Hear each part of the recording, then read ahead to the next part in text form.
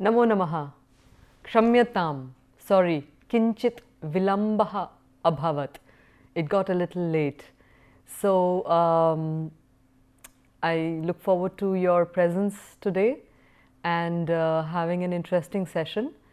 But in the meanwhile, I thought I will just start answering the questions that have already been posed on the Google form thus far.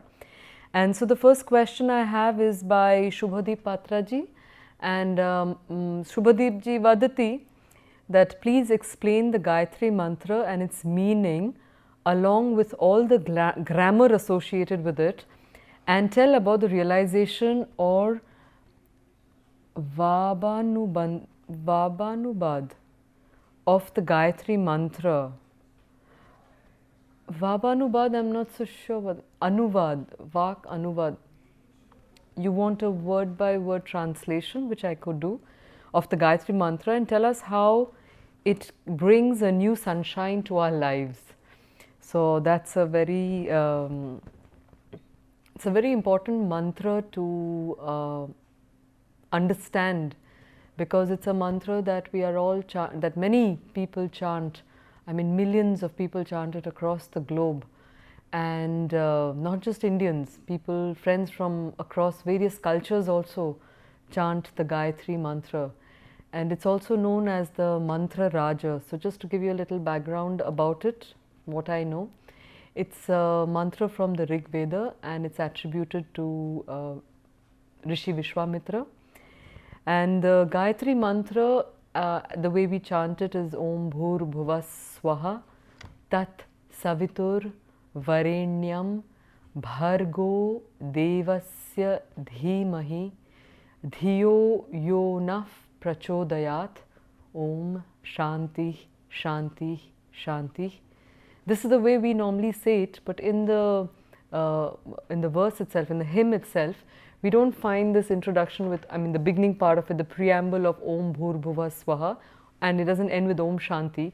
It's part of the rest of the hymn. So, just to tell you a little bit about the meaning of the Gayatri mantra. So, to understand that the Gayatri itself is a meter. It's not the goddess that we're talking about. There is a goddess Gayatri who is associated with this meter. But the Gayatri mantra, we have various kinds of Gayatri mantras to different godheads. And in this particular one, which is the mantra Raja, it's an invocation to the sun, and it says Om Tat Savitur. So before that, I'll just take it up before that. So you have Om Bhur Bhuva Swaha. So Bhu represents the, Bhur Bhuva Swaha represents the threefold classification of the world. And in that threefold classification, we have the physical world, which is the Bhur. Bhuvaha is the subtler world, which you cannot grasp with your senses, but which is still there. And Swaha is the ideal or the higher spiritual world, you can say. So, Om Bhur Bhuva Swaha Tat Savitur. So, we've looked at Tat as in Tat Dwaram. So to that, Savitur, coming from the root Savita, Savitra, which becomes Savita, which represents the creative aspect of the sun. So, Tat Savitur Varenyam. So, of that creative sun force, Varenyam, which is also one of the highest of that force. Om Tat Savitur Varenyam Bhargaha. Bhargaha is the name of the sun again, and it is that aspect which is the replenishing aspect. Bhargaha. Devasya. So Bhargaha with a sandhi becomes Bhargo. Devasya comes from the word Devaha, and that becomes Devasya, the Shashti Vibhakti. Devasya Dhimahi. We meditate. So we meditate on what? On this highest form of that creative and that replenishing aspect of that sun, who is the illumined being, the Devaha. And what is it that we meditate? Dhiyo Yo Naha. Dhiyaha is, Dhi is intelligence, okay? Dhiyaha is in the plural form there. So Dhiyo is again with the sandhi. So, and with the sandhi, visarga sandhi there. So dhiyo yo. Again, if you remove the sandhi, it becomes yaha. Naha is our. So dhiyo yo nah. And then prachodayat, may it enlighten. Okay, may it propel, may it enlighten. Prachodayat, may it push us forward towards higher and better things. We have dhiyo yo naha. So it's naha prachodayat, and because again of the visarga, it would tend to be pronounced as naf prachodayat. Okay, so that's just a small but important kind of a clarification regarding the pronunciation. So we have Om Bhur Bhuva Swaha Tat Savitur Varenyam, highest form, who also needs to be invoked. Bhargo Devasya Dhimahi, we meditate of that form of that sun. And what is it that we meditate? Dhiyo yo naha, to that being of our minds, prachodayat. May that being, may that form of the sun illumine and also push us forward. So that's an invocation to the sun. So what is important in this particular mantra, I mean a question that gets asked very often is, how can a physical sun enlighten our minds? I mean, that is something that really needs further investigation, let's say, because those sages who had these revelations were not barbarians who were just like, or they were not just farmers who were just looking at the sun and saying, okay, come, and where did the illumination of the mind take place? So Sri Aurobindo, in his commentary on the Vedas, which he has written in his book The Secret of the Vedas, he talks of the subtle or the psycho-spiritual dimension of the text. So just to put that in context for you, the Vedas itself can have a threefold level of interpretation. So you can give it an interpretation at a totally physical level, where the texts then talk of karma kanda, they talk of rituals that have to be performed, etc. And therefore the physical sun then becomes important to be present when you're doing this invocation. And it's in that context also that I'll give you an example about this threefold levels of a word. So when I say the word light, you would very spontaneously think of a material, of a physical light. But then you also have the concept of a psychological light. When I talk about, there is light in their thinking. So there is a psychological dimension of the light, which is a subtler dimension where the light becomes symbolic of another phenomenon that is happening. And then you can talk of light at a spiritual level, where it means a real illumination from one's darkened nature to more enlightened aspect, right? So the Vedas, therefore, what Sri Aurobindo says is that the Vedas can be understood at all three levels, and depending on the level of interpretation we give the words, we will unravel that dimension of meaning from the text. So those who look at the sun as just the physical sun would regard this mantra as an invocation to that physical sun, and also represent symbolic of light, and therefore asking for an illumination of the mind. But having spoken to you about the threefold possible interpretation of the text, we also then understand that when the Vedic Rishi witnessed the sun, he was not just seeing the physical object. He saw the sun, he also saw the enlightened conscious energy behind the sun. Because everything underlying creation is energy at some form or the other, and it is conscious energy, because it's not just some random thing. From an Indian standpoint, so we talk of this Chetana, which is underlying all of creation. So there is a Chetana, there is a consciousness behind the sun. Tatra eka Chetana asti, Suryasya prishthatah eka Chetana asti, or Surye, I can say that way also, a different dimension of the sun. And therefore, the Rishi also saw this illumined being that is represented by that sun, which was the Surya Deva, let's say. And then what Sri Aurobindo says is that there is this third level where it is entirely symbolic of a deeper spiritual experience. And at that level, the sun becomes a representative of the truth.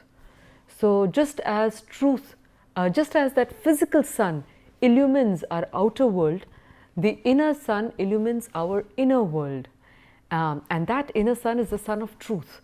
So if one invokes that truth force within us to illumine our darkened consciousness. And why darkened? Because our thinking, our everything is normally clogged by so many veils of perceptions, of conditionings, we have so many different layers that obstruct our thought process and our understanding of the world. And therefore, if this is an invocation to that deeper truth of things, to illumine not just my intelligence, but to illumine all our intelligences. Because if our intelligences are illumined, then there are fewer accidents that will happen in the world. There will be fewer conflicts, because one would have an understanding, a deeper understanding of the points of view of the different minds we encounter, and a willingness to listen and to participate. And it's in that context also, I'll just share with you the last mantra of the Rig Veda, which says Sangachadhvam samvadadhvam samvo manansi janatam deva bhagam yatha purve sanjanana upasate. And then it goes on, but it basically says Sangachadhvam, walk together, samvadadhvam, speak together, samvo manansi janatam, know each other's minds. And why do we need to know this? Because deva bhagam yatha purve sanjanana upasate. So just as the gods earlier had come together and collaborated in this process of creation, we need to engage in this process of creation in an enlightened manner. And it's again in that entire context that the Gayatri mantra becomes extremely powerful as a mantra, because the instrument with which we encounter the world is our mind. And if that mind is shaded with various kinds of darknesses, then the life we lead will be less enlightened. So there is this invocation and this aspiration for an enlightenment of our collective minds. Also, this highlights the fact that our minds, at the mind stuff, we all share a lot of things in common, and therefore the need for bringing in collective enlightenment. Individual enlightenment was never the goal of the Vedic rishis. It was a real aspiration for all of humanity to lead more enlightened lives, so that what we co-create will be of a much higher, a much nobler, a much healthier kind of a future for all of humanity. And so the Gayatri mantra, I hope I've been able to explain to you why it is a little bit grammatically as you had requested, as well as the deeper meaning behind the Gayatri mantra. And probably it's a good thing to chant it once, and I'll chant it the way I know it. So it's Om Bhurbhuva Swaha Tat Savitur Varenyam Bhargo Devasya Dhimahi Dhiyo Yonah Prachodayat. Om Shanti Shanti Shanti.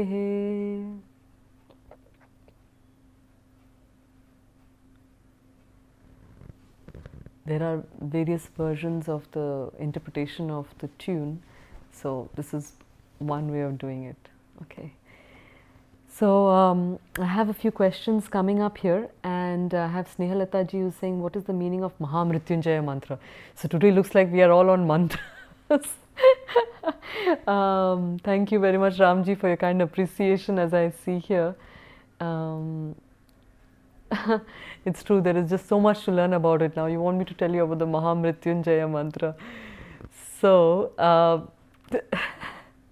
Wait, I think before I take that on, I will just take up what I already have here. And here I have Shivraj Sudhir Khutwarji, who is asking me what are the sources to gain ancient technology and science knowledge in Sanskrit. So there are many books that are available. I think there's History of Science and Technology. If you look up these things online, you will get various sources. And then there are professors, depends on which area of the science that you are particularly interested in. So I can, for example, tell you for ancient Indian mathematics, there are a few professors at least, like Professor Ramasubramaniam from IIT Mumbai, who's a rich resource, Professor Iyengar from Jain University in Bangalore, Dr. Srinivas, MD Srinivasan, who is also a very good scholar of Sanskrit as well as of these ancient knowledge systems. So I guess you can get in touch with these people and also look up online for history of science and technology in ancient India. And there are quite a few books that are available that you can read up and learn from. And there's another question here. I'll just take this and I'll then answer those who are there online. And I heard there is also Umesh Garg, who says, please explain the detailed meaning of the Gayatri mantra with word-to-word meaning and any comprehensive dictionary available for the Sanskrit in the market. So one of the books that is available is of Monier Williams, which was written in around 1832s, like that, which is a very old text. Is it 1832s? I think it's 1832s now, my memories. Yes, it is around that time. And it's supposed to be one of the most comprehensive books we have. But you also have Apte's Sanskrit to English and English to Sanskrit dictionaries, as well as there are other dictionaries like MacDonald. We have a few dictionaries, and there's another dictionary that's being brought together by the Bhandarkar University, I think in Pune. I'm not sure, but I think what I've learnt about it, I don't know it too much in detail.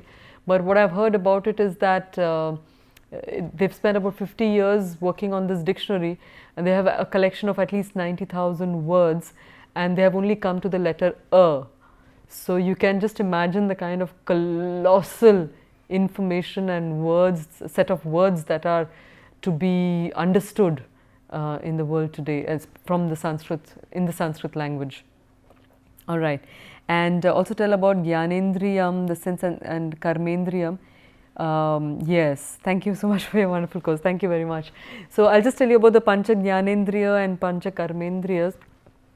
This forms part of the Sankhya system of philosophy, where they talk of the way in which creation unfolded. And in that process of the unfoldment of creation, at a particular level, they talk of, the Pancha. I mean, if just look up the Sankhya system of creation, you'll see all of it. But I'll just tell you about this and then move on, because there are different questions coming up. So the Pancha Karmendriyanis that you have are Vak, Pani, Payu, Pastha, Vak, Pada, Pani, Paya, Upaya and Upastha. Okay, so we have Vak is speech, Pani are the hands, Pada the feet, and Payu and Upastha, right? So Payu is about the excretory system, and Upastha is about one of them is about the excretory and one is of the procreatory part. All right, so these are the 5 Karmendriyas, and the Jnanendriyas are our senses. So you have Chakshu, the eyes, all the 5 senses basically. So you have the eyes, the ears, Chakshu, Shrotra, Ghrana, the smell, and then the taste and the touch. So these are the 5 Jnanendriyas that we have. Astu. So I hope that has answered your question. And I'm not going into it too much in details, because we also have a few other questions coming up.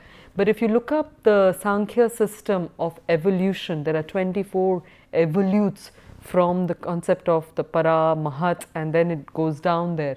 You will find all these different paths that are explained in great detail. So the Sankhya Yoga is the Sankhya system of philosophy is what you need to look at in greater detail. So coming back to Snehalataji's question on the explanation of the Maha Mrityunjaya mantra. Maha Mrityunjaya mantra tu adbhutam asti. It's a fantastic mantra, and as the name suggests, it's the mantra that can help in the conquest of death itself. It's a very tall claim in many ways, but I have heard personal accounts of ways in which this particular mantra has served to give back health to people who chanted it themselves, and also it worked with a group of people who chanted it for somebody who was very sick. So the mantras have these multiple ways of being beneficial for the person who needs it. So as the name I said is Maha Mrityunjaya, Mrityunjaya mantra, Maha, the great. Mrityum is death, Jaya, that which vanquishes death, mantra, Maha Mrityunjaya mantra. And again, what I'll do is I'll explain it to you the way I have understood this mantra, and also a little of the work that I do with mantras. There are certain insights that I would like to share with you. So it's an invocation to Shiva, and it's very important for us also to understand who these different deities are, in a sense. So this trinity of Brahma, Vishnu, Shiva seems to represent three kind of forces in the universe. As we all know, I might be sounding redundant, but please bear with me, because there is a slightly different perspective that I would like to bring to your notice. And in this context, these godheads become different manifestations of that larger energy consciousness. So Chaitanya, this Brahman consciousness that underlies everything, is like this energy that is underlying everything, and that energy has different manifestations in the form of light energy, heat energy, fan energy, kinetic energy, etc., sound, etc. So each of these different godheads are like different manifestations of that energy, and they each have their own portfolio. So the way I understand it is that in the creation you have these three major kinds of forces at work, and you have the creative energy, which is always engaged in creating things, and that's the Brahma energy. And then you have that energy which preserves things, and that's the aspect of Vishnu.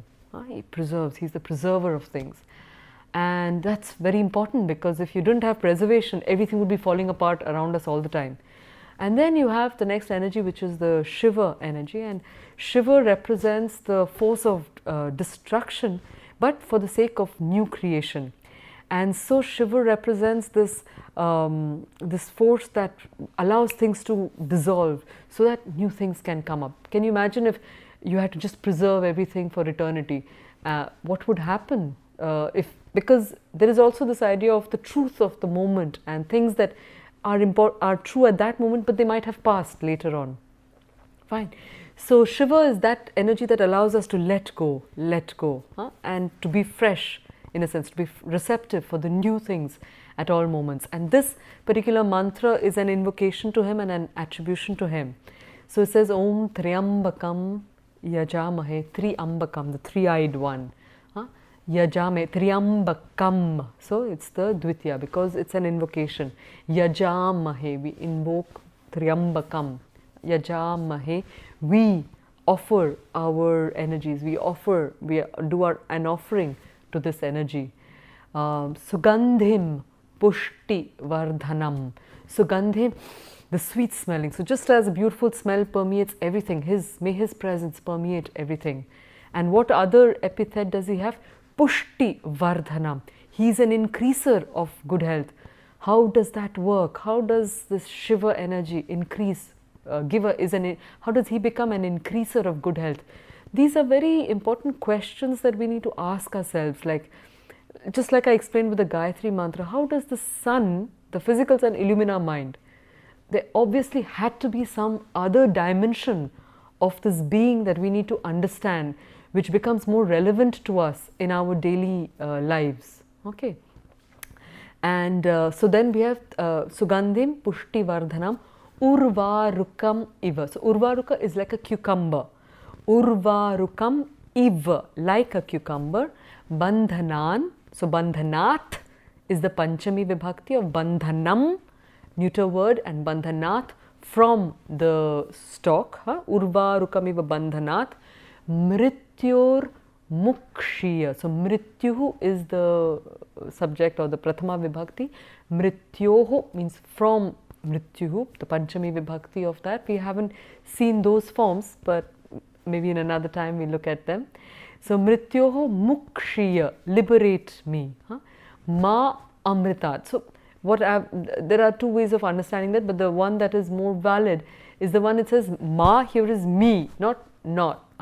So ma mrityor mukshiya ma amritat, sorry, it's the other one. So ma also can mean not from immortality. So liberate me from death, not from immortality, in the sense that liberate me from death and lead me up to immortality, in other words. So so how we could understand this particular verse is, it says Triyambakam, to that three-eyed, because the third eye is also symbolic of wisdom. So when wisdom dawns, then our life is very different. So we can tie this to the whole mantra of to the Gayatri mantra that we just talked about before this, where we were invoking this light of knowledge to illumine our minds. And I'd just like to add one small thing, that is, when we do that, then we are no longer, when we look at this light of knowledge or the light of truth, then we are no longer really dependent on that being, just during the day or during the night when the sun is there, because that light of truth has to be invoked all the time. And when that is invoked all the time, then the third eye of knowledge is awakened. And I will make this connection, but it needs further exploration, because I've heard it in a certain context, so I cannot tell it to you with absolute assurance. But the pineal gland here, which is also related to the activities of the frontal cortex, which in a sense differentiates us from the animals, and that is the cognitive aspect, the intelligent aspect of our being that it represents. So when the pineal gland is activated, then that also corresponds to the enlightenment, the clarity of thinking, perception, truth living, etc., etc. And so when we have this Triyambakam Yajamahe, we constantly offer. So what is this yajna that we are doing? So again, getting back to the Vedic story of symbolisms, the yajna here, according to Vedic Rishi, represented that process of exchange, that Maha Yajna, that exchange that was taking place in the universe the whole time. So what they said is that we are giving our energies to something or the other and receiving something or the other. And why do we therefore need to become conscious? Because what you give to is what you receive. If you're offering your energies to positive things, you will experience positive things in your life. If you give your energies to negative things, you will experience negativities in your life. If you're giving your energies to earning money all the time, you will get money in your life. If you're giving your energies to getting knowledge, you will get knowledge all the time. So this process of yajna forms the core of the entire Vedic tradition, because it was a call to awaken to this interconnectivity of the universe and our role in this performance of creation of things around us and within us. All right, so yajame, so to whom are we offering this? To that three-eyed, to that wisdom consciousness within us. And what is that wisdom consciousness? It is that which is the sweet smelling one. So it is that which is sweet smelling and which gives us good health. And what are we asking of it? We are saying that just as when the cucumber is very hard to remove from its stalk, it's only when it dries up that it becomes very easy.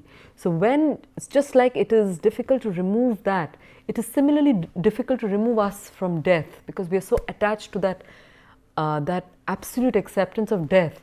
So it says, how do we take it out so that we can go towards immortality? So just like you allow that to dry out and to fall off, allow me to become wise and to move towards immortality.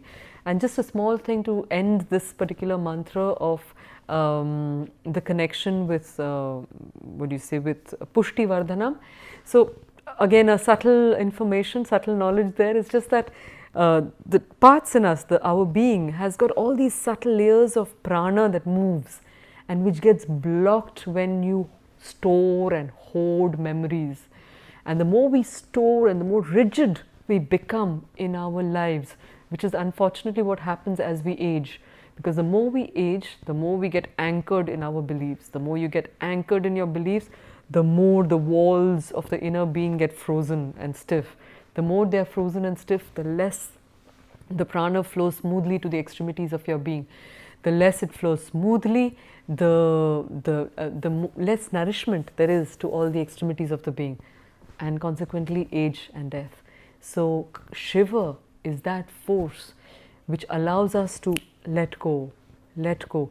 If you've got angry with somebody, or somebody is angry with you, maybe you got angry once, but then 10 years later you see the person, you say, that person very bad, made me do this, which means that you've preserved something which has completely not relevant maybe at that point. The person could have completely changed, you have completely changed. But the moment one holds on to things beyond their point of reality, we start creating these walls within us. So Shiva is that force which allows us to let go so that we can be fully present, psychologically, spiritually, psychologically, and physically, to allow the blood, to allow the prana to flow to all the extremities of our being. And probably it's in that context that an invocation of Shiva can in some ways take us closer to immortality. That's the way I like to look at this mantra and understand and share it. So I'd be very happy if you have anything else to share on this, on the forums, and I'd be very happy, or if anybody who's listening who's not on this and would like to write to me, I'd be very happy to hear your corrections or your suggestions on what I have said for any of these mantras. So I'd just like to chant it once because that does justice to the mantra. So Om Triambakam Yajamahe Sugandhim Pushtivardhanam Urvarukamiva Bandhanan Mrityor Mukshiyamamritat. Om Shanti Shanti Shanti. So there are some who would say Triambakam Yajamahe. That's a more Vedic rendering of the mantra, and that is the traditional scholars would definitely know better. So just given you a simpler version of it perhaps, and yeah, do feel free to share, and I hope this has helped you appreciate it a little more, what this mantra really means in our lives. Okay, thank you. Dhanyavada. So I have, if one has to formally study Sanskrit and understand Vedic texts and Upanishads, what directions you will suggest? So one is, of course, there are a few correspondence courses, like one is, of course, Sanskrit Bharati itself has correspondence courses. The Rashtriya Sanskrit Sansthan also offers certain courses, and then you can go on to do proper masters with distance. You can do distance masters with Tirupati Vishwavidyalaya, Rashtriya Sanskrit Sansthan. These are at least some that I know which are very good. And if you do Karnataka Sanskrit University, if you're in the Bangalore region, I know Karnataka Sanskrit University. One is the Open University and the other one is the Karnataka Sanskrit University in Bangalore, that is offering courses on Sanskrit for people who are interested. And so there are many courses available today. And if on a different note you want to also study specifically the Upanishads and Vedanta, a lot of these spiritual organizations like the Swami Dayananda, the Arsha Vidya Gurukula, they offer Vedanta courses. The Chinmaya Mission, they offer courses. I also know that Amma's Institute in Kerala, they have courses. The Shri Shri Institute have courses on Sanskrit, Vedas, Upanishads. There are many such organizations, spiritual organizations, that are offering courses specifically on these subjects. And in terms of acquiring more knowledge in Sanskrit, like I mentioned, certain ways in which you can advance. So you do a few correspondence courses, like either with Sanskrit Bharati or especially with these open university courses of for these courses, correspondence courses like Tirupati Vishwavidyalaya and all, Tirupati Vidyapeeth. If you have a certain age, you become eligible to write the exam. So you can try writing those exams, and they are very, very thorough courses. That will give you a very good grounding in the language, and you can take your knowledge of your study of Sanskrit deeper.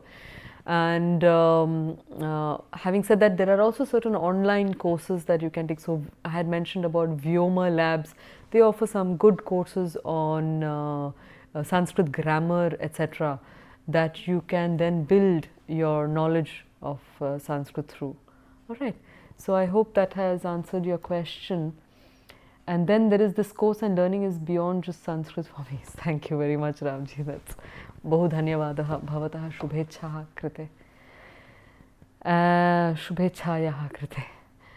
And then we have Shubham Sharma ji, who says, Sahavadati, how can we increase the usage of Sanskrit language in our daily life when many people today don't even talk about the Sanskrit language? Now the good news today is really that there are many people who are gradually, many more people who are actually talking about Sanskrit and in Sanskrit. So I would suggest locate the nearest Sanskrit Bharati branch next to you in your city or in your vicinity, and see how you can build your own group of Sanskrit speaking people. But kashtam asti. So if you can make a Sanskrit friend anywhere, that would be uttamam. So you can write to me and I can see if I can help you in that way to maybe make some friends within the Sanskrit circles. And Sanskritam, ideal is also whatever you're learning from this course, if you're sharing it with your family and relatives, small words, and then you encourage them to speak a few more. And there are people who are like die-hard Sanskritists who will speak in Sanskrit no matter which language you speak to them in. Ataha Tadrisha Janaha api santi ye Sanskritena eva vadanti, or Sanskritam eva vadanti sarvada. Tadrisha Jananam samparkam karotu tahi saha sambhashanam karotu iti mama upadeshaha asti.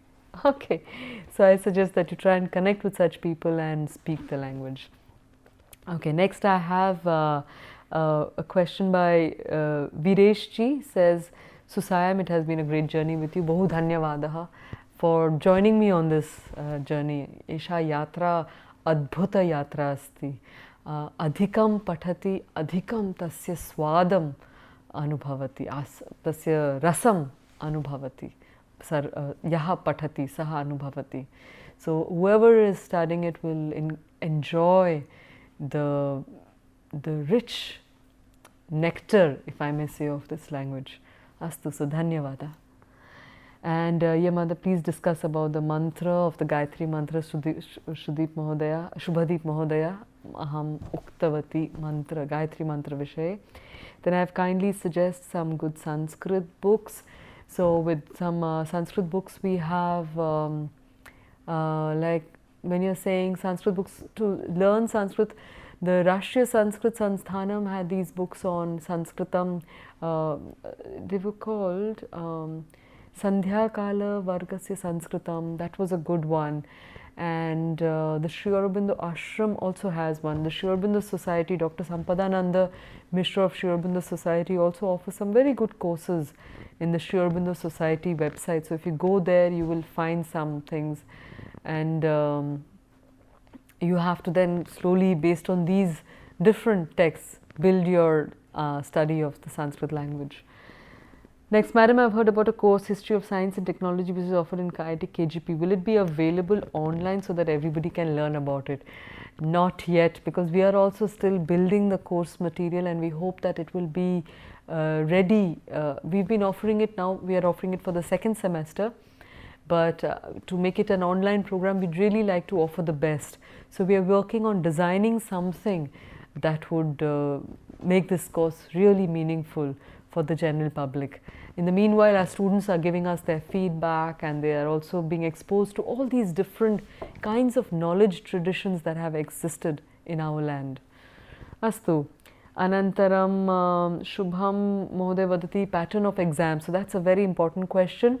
So if you have been doing the assignments regularly, the exams will be pretty much on those same lines. Of course, elaborate, but if you've done the fourth assignment, you would really be ready for the exams as well. It would take into consideration the different vibhaktis, so knowing how to apply the vibhaktis in sentences. So find the correct ones, find the wrong sentence in the midst of correct ones. And then you will have some quotations that you would need to remember. The subhashitas are important. So please learn up the subhashitas. It's a real treasure. The subhashita is like a precious way of learning valuable lessons of life, that if you memorize them, you can also share them with your loved ones and leave a very positive imprint on their lives. Astu, tari subhashitani kripaya pathantu and kanthasthi kurvantu api. Astu. And then we have, while reading, I find that Ramji Vadati, while reading, I find that Sanskrit has such long sentences and we need to split them first before attempting to understand them. Sandhi Vichheda, how do I go about doing this? Any rules, tips? So Sandhi is a whole independent area of study. It requires two kinds of understandings. One is the understanding of the word form. So you have to have a good grasp of the vibhakti endings, as well as of the verb conjugations. So if you have these two, already it would facilitate your understanding of where a word would break in a longer sentence. And then there are certain phonetic rules like gachami aham would very naturally become gachami aham. So very often if you practice the spoken aspect and you say something fast, you will see that the Sandhi rule would tend to, it invariably respects the way we pronounce our sentence, our words. And if you say things really fast, it would form into the Sandhi aspect of the Sandhi form of that particular composition. Okay? So I would, what I would really recommend you do is to learn up the vibhaktis. So one is, and learning up the vibhaktis is again not so difficult because there are patterns. If you can see the patterns, then what you need to do is to remember, and like I said, learn them up vertically because it's much simpler, especially for the Dvitiya and the Bahu, because it's always the first two are the same, the next three are the same, and the last two are the same. So, and also in the Bahuvachanam, you have the fourth and the fifth are the same. And then there are similarities. For the Dvitiya and the Bahuvachanam, there are similarities across the different word forms. It's really the first, the Ekavachanam, which is quite different in the different words. But what I would suggest is that the vibhakti aspect allows you to understand the essential meaning of it. So, like I said, naraha implies the subject, naram is the object, narena with, so the instrumental, naraya, chaturthi vibhakti or the dative, panchami is narat from the ablative, narasya of the genitive, nare in on would tell you the locative, the saptami vibhakti, and he nara, the sambodhana. So once you grasp that logic, then it's a matter just of replacing the different forms of the different words with the different vibhaktis. And then therefore what more you would need to learn in Sanskrit is really about, let's say the Sandhi would be another major thing to learn, acquire newly. Another one would be the samasa, the way the words combine to found compound words. These are all different things that you would need to learn. And also how, while we've seen the parasmaipadi forms, the one kind of conjugation, you need to have another kind of conjugation, which is the atmanepadi conjugation. But it's a matter of seeing these grids. So if you can see these grids, then it's a matter of learning the forms. And once you have some degree of mastery of the forms, it will already help you have more confidence when you're reading these different verses that have these longer words in them. Astu. So I hope I've helped you a little bit, but feel free to get in touch and we can see how we can work things out. Astu. Anantaram, how Shabdarupa and Dhaturupa are created and how they have evolved. Now Shubhadeep ji, that's a more complicated kind of question, and I am not so sure how I can answer you, but if I have to attempt it, I would say that I think this, for example, what Panini does is that in his Ashtadhyayi, he gives us the rules that can help to classify, it's in about 4000 sutras, to classify the entire Sanskrit grammar with the minimum set of codes and rules. So he says that if you have Rama as a, or Purusha as a root form, to make it Purushaha, you will need to have this rule and then that rule and that rule, and by adding the suffix, if it is a subject, it will always get the suffix sup, for example.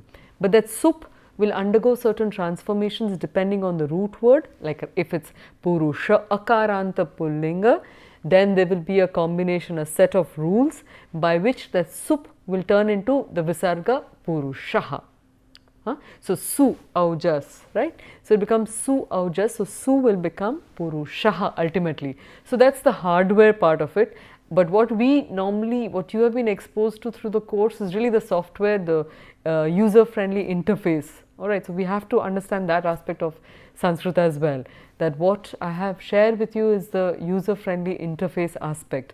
Then you have the whole technical thing, which is a different branch of specialized knowledge by itself, which I studied long back, but I have not mastered it in a great extent. So I hope that, so Dhatu Rupa and Shabda Rupa are both, one arrives at it through these grammatical rules that Panini has laid down, but in its origin I would not know how to, I would not be able to answer how it originated. Yeah, I don't know. And then you have, thank you for making the course so interesting. Parvati ji, thank you. Please suggest some additional material that will help us practice the concepts taught. Thanks a lot.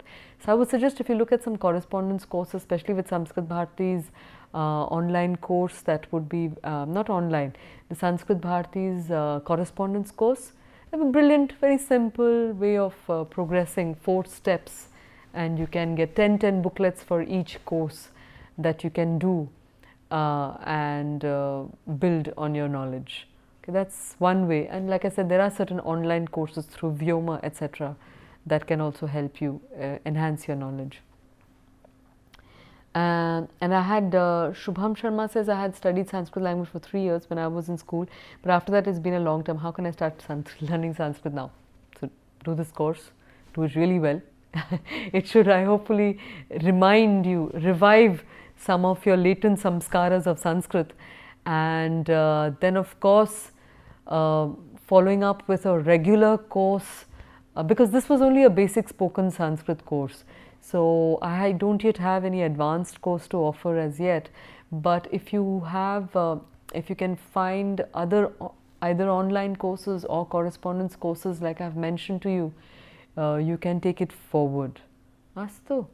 And yeah, I think this would be the best way to proceed for now. Snehalata ji, thank you for explaining the Maha Mrityunjaya mantra in detail. Dhanyavada. I hope you appreciated the real Shiva in a sense. That's how I understand it, and that really made a lot of sense to me when I understood what Shiva meant in its subtler psychological reality for us. So invocation of Shiva in that manner is the best way to keep us very healthy actually, and then we can have our discussion with Mrityu whenever it happens. Astu. So Snehalata ji, please tell us something about the Purusha Sukta. Oh my, that's a very long one. I'll just keep that on hold. I'll just see what are the other questions I have. How is gender of Sanskritam word defined? The dhatu itself define a gender.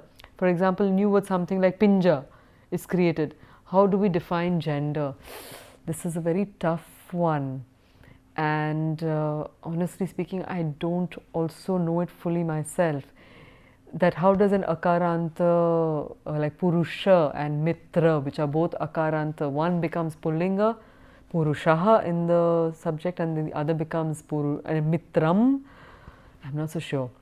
There are different texts that discuss the dharma of words and the Shabda Shakti and all of that, but I am not the expert and I will not venture into it.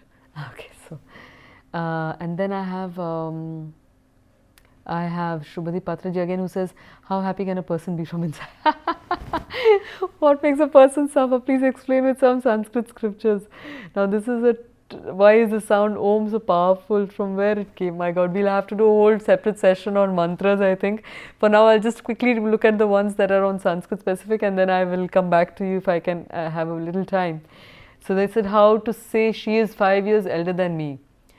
One of the ways of saying it, sa mattah panchavarshephyah jyeshtha, right? So sa mattah or mat from me, 5 years elder, panchavarshephyah jyeshtha. Okay, because that's the word asti. That's the word in Sanskrit. Jyeshtha, elder. So that is one way of saying it. Hello, ma'am. Indra Mohanji, namaste to you. And then I have Hari Krishnan Menanji, who's saying, good evening, ma'am. I've learned that the Bhagavad Gita for a short period. There I found the words of the verse being rearranged and then being interpreted. Is that a general case? Thank you, ma'am. Astu. So I think what you would have encountered is the Anvaya form of the Kavya. So you have the poetic verse form in which the order of the words is mixed up in order to maintain the rhythm of a particular shloka. So for example, I'll tell you this brief one, and I think it might help you appreciate what I'm saying. So there is the first verse of the Gita is Dharma Kshetre Kurukshetre Samaveta Yuyutsavaha Mamakav Pandavaschaiva Kim Akurvata Sanjaya. So Dharma Kshetre Kurukshetre Saptami, Dharma Kshetre Kurukshetre Samaveta Yuyutsavaha. So they have gathered there. So this is one way of saying one part of the phrase. I'll just take this part and then I will let you to understand the rest of it. So this one, one would in a normal sentence start with a subject. So you would tend to say Yuyutsavaha, and then the verb is Samavetaha. So Kimakurvata is at the end, that is the main verb in this, but just this particular phrase. So Dharma Kshetre Kurukshetre,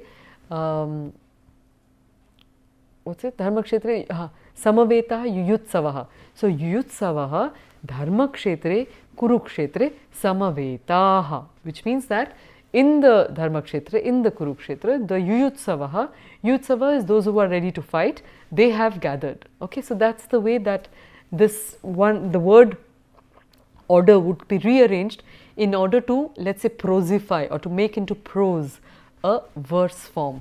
So that's what in Sanskrit we would call the Anvaya Swarupa or Anvaya Rupa, which means to render verse into prose sentence.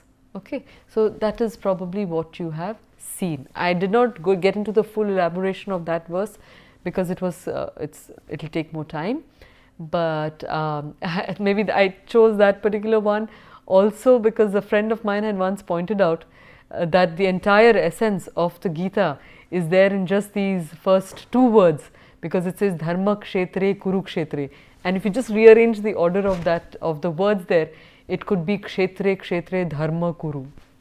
It's not 100% correct, the grammar, but it says if you do dharma in every field, at every moment, then you will understand what the Gita is essentially talking about. The discussion about dharma is another long one, we'll do it another time. And then, so I have what is Vedanta. Vedanta, two things there, and Vedanta, one in brief is it's a whole system of philosophy which has been derived, which has emerged from the last quarter aspect of this. So the Vedic literature is divided into four parts. You have the Samhita, which is the mantra part, the Brahmanas, which are the explanations of the rituals. Then you have the Aranyakas, which are talking of a mixture of the philosophy and the application in life. And then you have the Upanishads, which is the philosophical aspect of the Vedic texts. And the Vedanta refers to that aspect by itself. It comes at the end of the Vedas, as well as it contains the essence of the Vedas, and that's why it's known as the Vedanta. Astu. And then we have your class is so interesting and motivating too, the way you explain the things, and that too with such beautiful quotes at the end. Dhanyavada, Indraji. Shubhadeep ji, what is Brahma? Can we realize Brahma? Super Shubhadeep ji. You've got very profound philosophical questions. So for the moment, I will take the Sanskrit ones first and then come back to you. So I had studied Sanskrit for 8th, 9th, 10th and I had done well. Some 15 years now, I've forgotten all the grammar. It's true, but the good news is that these samskaras are there within our system. So if you learn it again with the applicational aspect, like I've tried to do, and you bring it back, then all of the system that is embedded in your being will awaken once more. I can guarantee you that. But for that, abhyasa, abhyasa, abhyasa, you have to practice. Astu. And then I've got, oh my God, I've got so many. So he says, in the old days, listening to ARI and also Radio Deutsche Welle Cologne Bonn, Germany, now need to revive and start reading again. Absolutely. Exactly. So there is Sanskrit news, there is Sanskrit radio. Look for these online and you can follow them and I'm sure it will come back to you. And then I have, ma'am, thank you very much. This course is very interesting. Dhanyavada. You can start podcasts, taking some epic like Raghuvamsha, Mahabharata, so that we can learn the language listening to your podcast. It's a very sweet suggestion. We'll have to see how that can be worked out, God willing. It can maybe work out. And so, ma'am, I got Parichaya book from Sanskrit Bharati, and now while going through and your course, I feel more I read, more I want to learn. Uttamam. Enhanced my appetite for Sanskrit. Thank you. That's what was expected. That's what I was really hoping to do through this course, to just whet your appetite and then let you want to experience the entire, banquet of Sanskrit knowledge and the Sanskrit language in itself that is there for us. And then can we start with Kalidasa Mahakavya, Snehalataji? God willing, yes, sometime. And then session will continue 10 minutes if you have any questions, okay? And got it. Thanks for the Sandhi explanation of the last 3 to 4 weeks. I find the language speaking to me. Uttamam! Nothing could have been better than that. How exactly to pronounce words ending with halant? So halant words, you have to have the halant there. So if I have like bhavan, the moment you see a halant, you will not say bhavana, okay? Or mat swikaroti, mat pustakam nayati, takes the book from me. So because you have the mat, it will not become mata. The challenge is with the Hindi speaking people who tend to make a halant even when there is an akara. So if you write balaka, they would still pronounce it as balak. That is the more challenging aspect. So you have to be very conscious that in Sanskrit, if there is no halant, the entire vowel, especially the needs to be pronounced. Astu. And then we have in halant ending words in the same as without having halant in the case of pronunciation. Neiva. So never, never, never. So halant is a very specific. So in Sanskrit, you never confuse. If you are not to pronounce something, it will not be there. If it is there, it needs to be pronounced. Astu. And then you have, ma'am, can you elaborate on Mahavakya Aham Brahmasmi?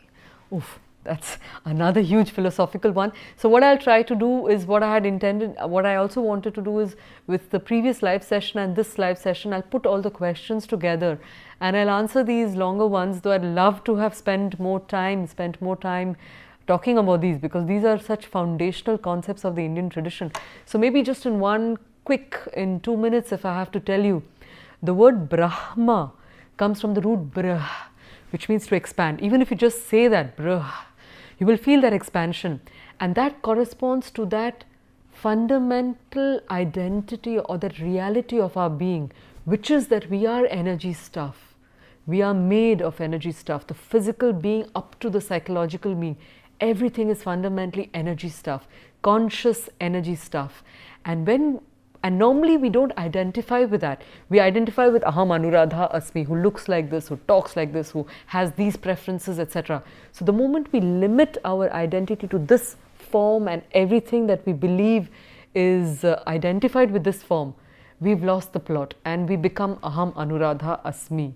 But the moment we become more subtle in our understanding of ourselves and we go to a more fundamental level of our own reality, we start recognizing the more subtle nature and the more energy-free form of who we are. And when that realization happens in its absolute conscious self, then one can make a statement like Aham Brahma Asmi. Okay, Aham Brahma Asmi. And that's a mistake that I had made on that slide. I had written Aham Brahma As. I had not put Asmi, I had made another mistake which I have written also there. So Aham Brahma Asmi, Aham Brahmasmi. So that's the Sandhi there. And here I have, how can we practice speaking at home? Krishnanji, I suggest that you share the Sanskrit knowledge that you've acquired here with some other family member and excite them about the fantastic possibilities that Sanskrit has to offer in terms of the physiological benefits of joy, health, so many things that can flow when one engages in the Sanskrit language. Astu, so what is the correlation between learning Sanskrit grammar and Sanskrit language? Is learning grammar important initially? So I would say it's like a child learns their mother tongue. They don't really know the grammatic aspects of the language. So they just learn the language as an applied, in its applied form. But grammar is essential because without it you would speak faultily and therefore not be able to communicate effectively what you want to say.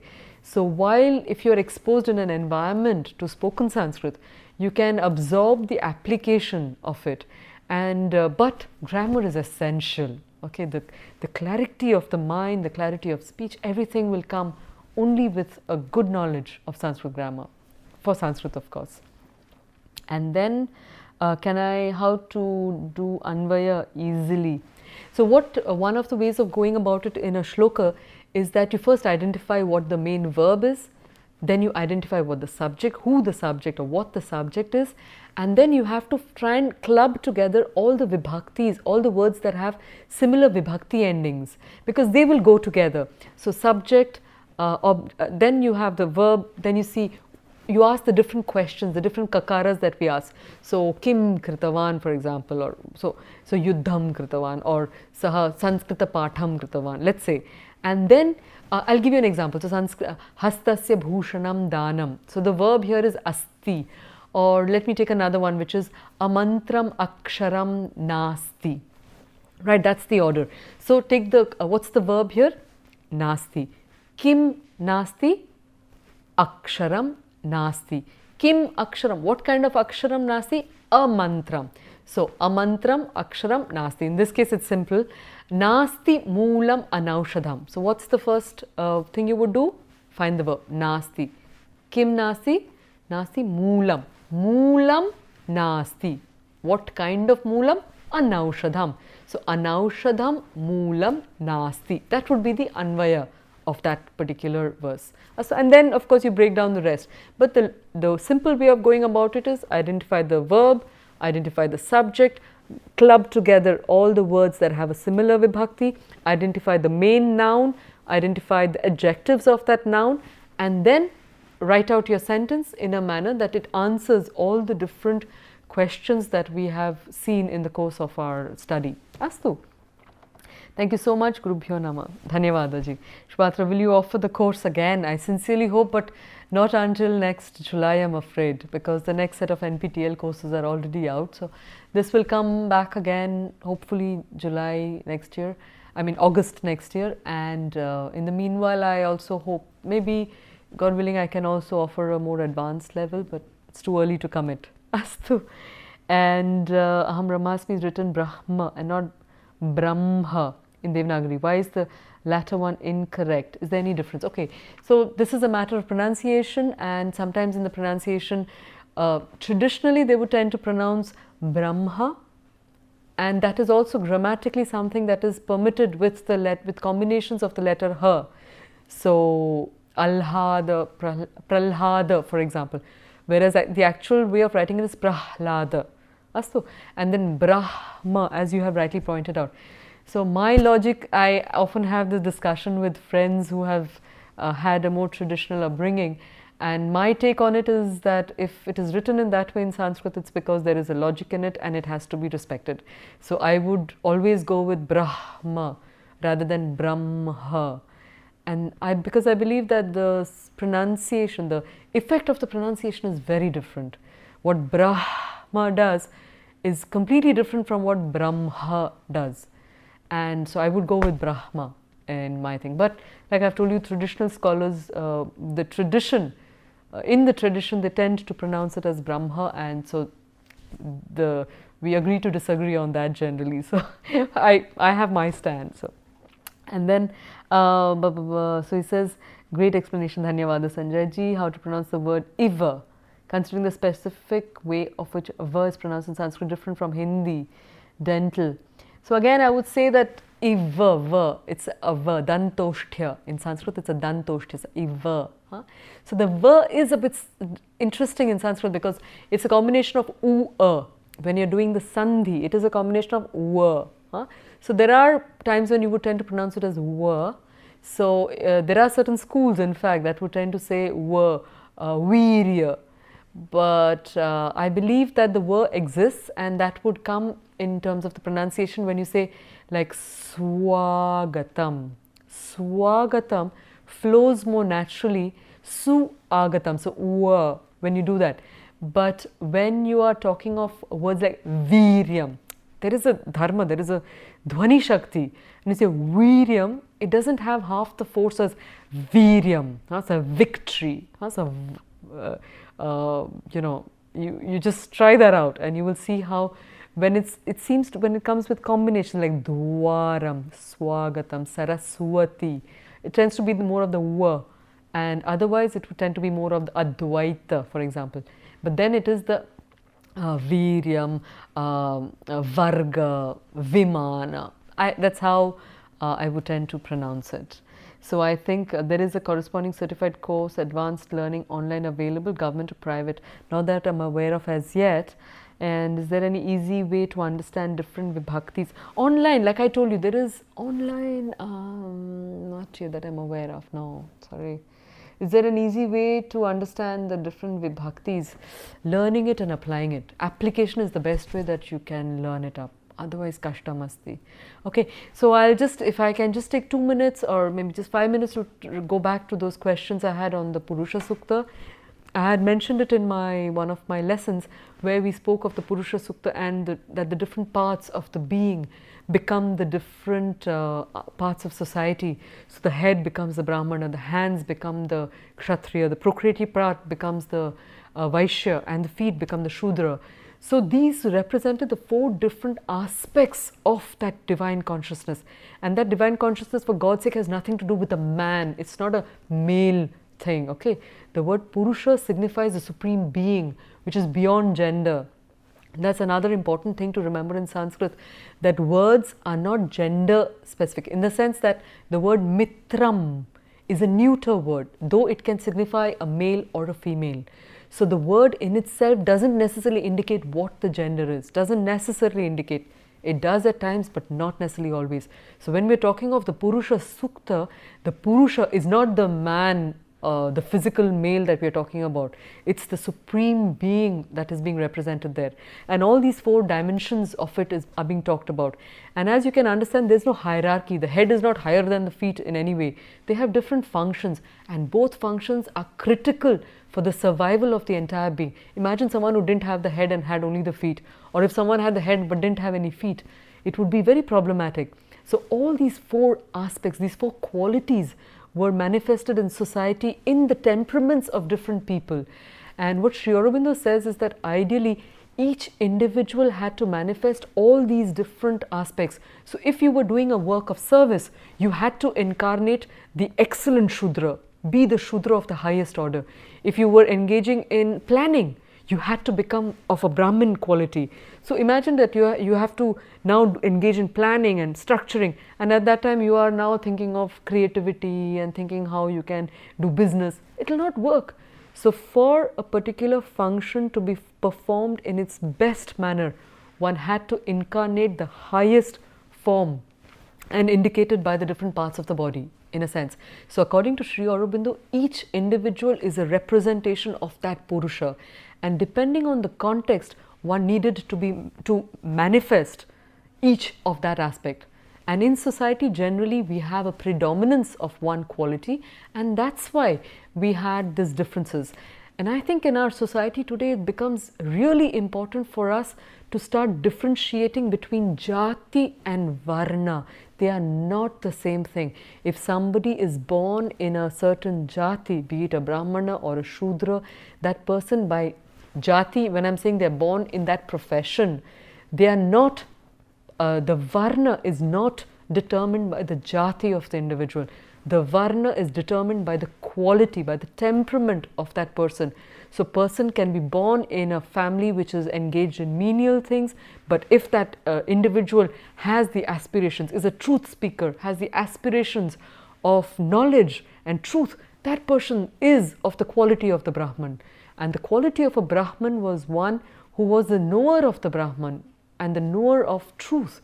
So what is invited of us in the Vedas is not that we assume the identities of just where we are born, but acquire the qualities of what we are really capable of, what is our real potential. That is what is being talked about in the Vedas. And it is in that spirit that the Vedas says, Krinvantu Vishwam Aryam, make of the whole world Aryan people, or people who will have the spirit of nobility within them, not born into a noble family or belonging to a certain race. It was about making your individual, your being of that noble quality, and for people across the world. Astu. So I think these clarities are extremely important for us to respect and to understand that jati is not varna, and varna is the potential that each individual has irrespective of their jati. And in our society, it's high time that we start making that difference. But before that, for each individual to understand, what is my varna, what is my temperament, and what function am I doing, and what is the quality that is required in that particular function. If I'm doing the profession of teacher, I cannot be doing business as a teacher. Then I am a Vaishya at that stage. But just because I'm a teacher, I will have certain expectations. And if I end up doing business, I end up corrupting the function of that particular job, and which will completely do disservice to that entire line of transmission.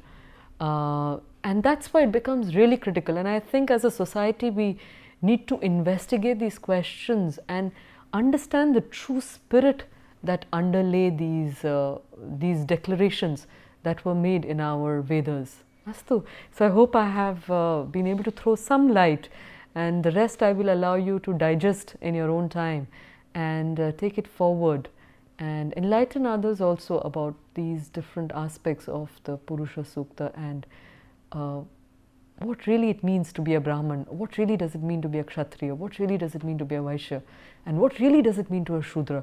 The entire hospitality industry, a lot of them we are all Shudras, but the industry itself, because that's what we are engaging in, we are engaging in service. That was the spirit of the real Shudra. Astu. So it didn't have to do with where one was born really originally. That is important to understand. And can I read Great Evening Spent, Dhanyavada Shubhadevji, and if you subscribe to pronounce the rules, sometimes pronunciation may become difficult. What difficult? Unsmooth, expushti and murdha sha makes it a little easy. So yeah, if you understand, you train your entire vocal mechanism, speech mechanism, it's a matter of initial training, and then it becomes spontaneous, and then it becomes fun after that. As to anything less than that perfect calibration of your speech mechanism will be not as joy giving, let's say. So there were questions about happiness and joy, and I would end with that mantra, Sarve bhavantu sukhinaha, sarve santu niramayaha, sarve bhadrani pashyantu, ma kaschid dukkha bhag bhavet. Let everybody have this excellent spaces of sukha within, where you manage your inner and outer spaces in an excellent manner. You do that and you will be happy. Sarve santu niramayaha, everybody be without disease. Sarve bhadrani pashyantu, may everybody see the good. And for that, each individual has to practice the good. And ma kaschid dukkha bhag bhavet, let nobody have any bad space. For that, I think our responsibility in trying to see how we can help in not creating these bad spaces. So what do we mean by these bad spaces inside and outside? I think a little bit of thought on that will take us a long way to acquiring a more steady kind of a happiness. Astu. So I think in these, I have to do a session on mantras. Niladri ji says, God willing, sometime I can take that up. So I think I've covered most of the questions that have been posed, but I will try and also write up some answers and share them with you over the coming week. So all the best for your exams. Keep the discussion forum going. If you have any questions, we'll be more than happy to answer them. And thank you very much also for all your suggestions, for your active presence on the forum, because that is what gives us the enthusiasm to keep offering programs like this. And I will also see if there is a demand, sufficient demand, then maybe before the exams I can do another live session for you. So just let me know, and I'll always be there. Piyush has been very helpful, so I'd also like to invite him once for 2 minutes to just say a dhanyavada. He's been a fantastic support in this entire program. And so he'll be there to answer your questions in whichever way you want. So feel free to let us know. And punar milamaha, sanskritam vadatu, sanskritam pathantu, and shubhamastu. Dhanyavada.